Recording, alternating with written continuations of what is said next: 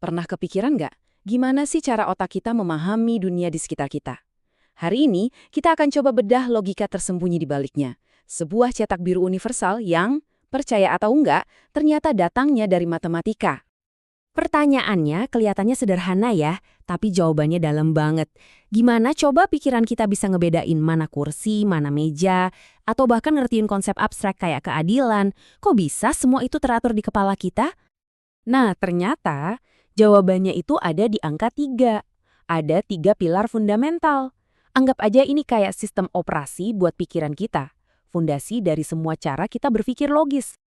Yuk, kita langsung aja bedah satu persatu 3 pilar ini, yang pada dasarnya adalah cetak biru untuk kita memahami realitas.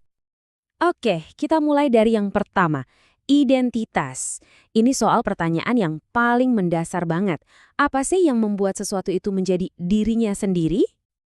Jadi, identitas itu ternyata punya 2 sisi. Bukan cuma soal terbuat dari apa sesuatu itu, tapi juga soal bagaimana bentuknya. Dua-duanya ini harus ada, nggak bisa dipisahin. Coba deh bayangin gini, kayu itu substansinya. Tapi waktu kayu itu kita bentuk jadi kursi, formasinya kan berubah. Walaupun bahannya sama-sama kayu, identitas kursi ini jelas beda banget dari meja kayu. Nah itu dia, substansi dan formasi. Dan disinilah matematika bikin semuanya jadi gamblang banget. Kalau kita cuma gabungin substansi yang sama, misalnya X ditambah X, ya kita cuma dapat substansi itu jadi lebih banyak, 2X. Sesimpel itu. Tapi, coba deh kita kasih formasi atau struktur yang beda. Misalnya akar kuadrat.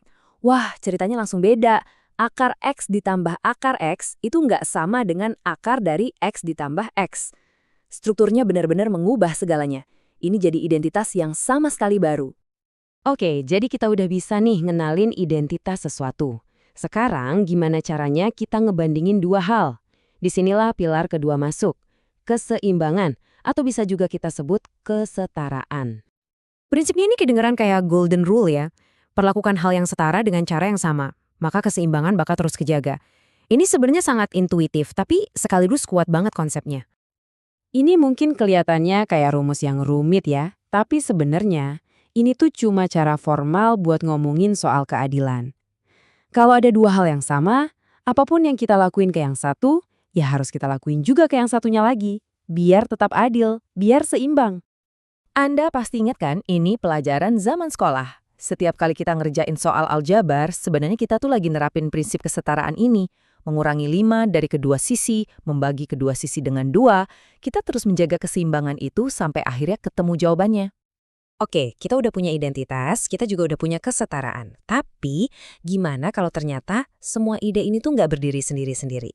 Nah, pilar terakhir ini adalah soal menemukan koneksi-koneksi yang tersembunyi di antara semuanya. Ini ide yang lumayan dalam loh. Di dunia logika, nggak ada satupun yang benar-benar sendirian.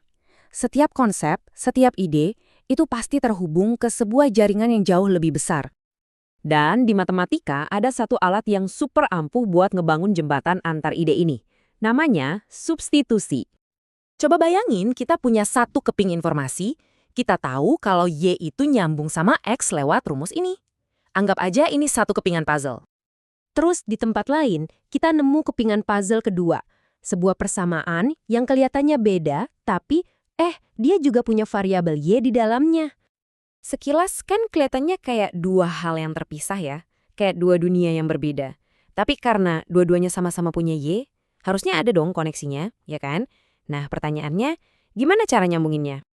Disinilah sihirnya bekerja. Dengan substitusi, kita ambil definisi Y dari kepingan pertama tadi, dan kita masukin ke kepingan kedua. Dan, jreng, dua ide yang tadinya kepisah sekarang nyambung jadi satu persamaan baru. Itulah dia kekuatan konektivitas. Jadi, kita punya identitas, kesetaraan, dan keterhubungan. Waktu ketiga hal ini kita gabungin, kita dapat sesuatu yang luar biasa. Sebuah kerangka berpikir yang universal. Nah, ini dia peralatan berpikir logis Anda. Pertama, identitas. Pahami setiap bagian sampai ke akarnya. Kedua, kesetaraan.